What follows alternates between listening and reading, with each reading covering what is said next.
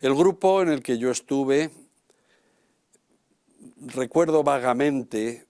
algunas de las personas que en él estaban. Estaba el pianista Rafael Senosiaín, estaba Emiliano del Cerro. Después de que yo ingresé en el seminario vino José Iges, y recuerdo que había también otro compañero, del cual no sé el nombre, que estudiaba ingeniería, y entre todos intentamos de alguna manera explicar a Florentino Briones cómo era el lenguaje musical, o al menos el lenguaje musical que a nosotros nos interesaba para poder generar un cierto tipo de música que obviamente no iba a ser una música melódica. No estábamos tampoco interesados en los problemas de la armonía tradicional, ni siquiera en el serialismo dodecafónico, sino que estábamos intentando hacer una música que fuera consecuencia de la utilización de ese lenguaje que estábamos de alguna manera analizando, descifrando y volviendo a construir.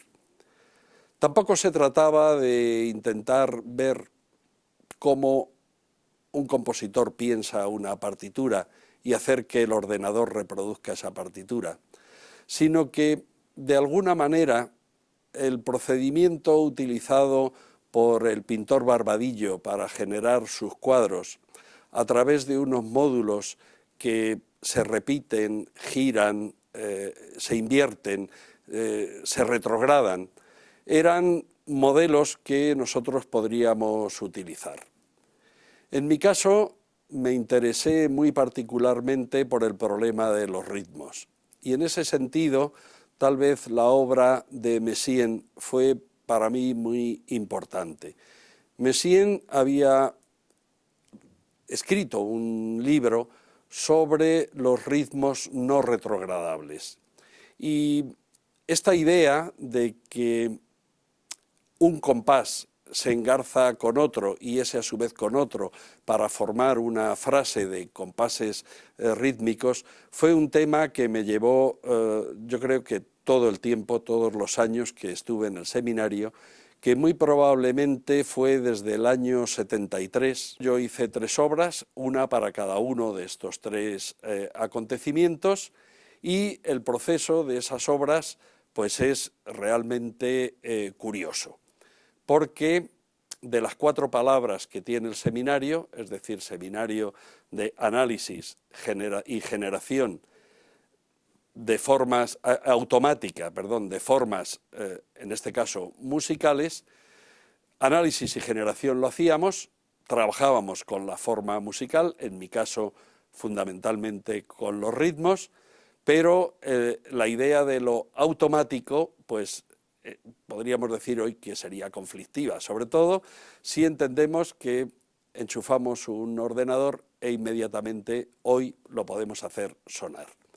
Los ordenadores de aquella época no sonaban absolutamente nada. Es más, ni siquiera podían escribir gráficamente la música.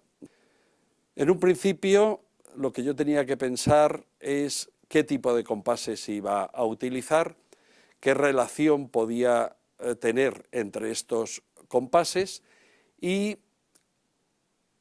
de alguna manera el procedimiento pasaba por escribir eso, es decir, la escritura como un procedimiento de pensamiento. Yo esto lo escribía, me acuerdo perfectamente porque lo tengo todavía en casa, en un cuaderno de cuadritos, ¿no? Estos cuadernos escolares. Estos papeles se los pasaba a Florentino Briones, se lo explicaba también, lógicamente, de viva voz, y él buscaba los algoritmos y las fórmulas matemáticas que pudieran transmitir estos compases y sus combinaciones a un proceso matemático, a un proceso de cálculo en el fondo, ¿no? De tal manera que ese proceso de cálculo nosotros no teníamos físicamente el ordenador en el despacho. Florentino lo llevaba a unas oficinas de IBM donde en tiempos perdidos perforaban unas fichas de cartulina, con esas fichas se generaba el cálculo dentro del ordenador y el ordenador lo que nos devolvía era escrito en aquello que llamábamos papel pijama, es decir, unos rollos de papel continuo que tenían rayitas claras y oscuras para distinguir los renglones, las notas escritas con palabras, es decir, ponía do, re, mi, sol, asterisco, es decir, el asterisco podría ser bemol o podría ser, bueno, y nos daba ristras de palabras, ristras de sílabas agrupadas en bloques que nosotros, que en este caso yo,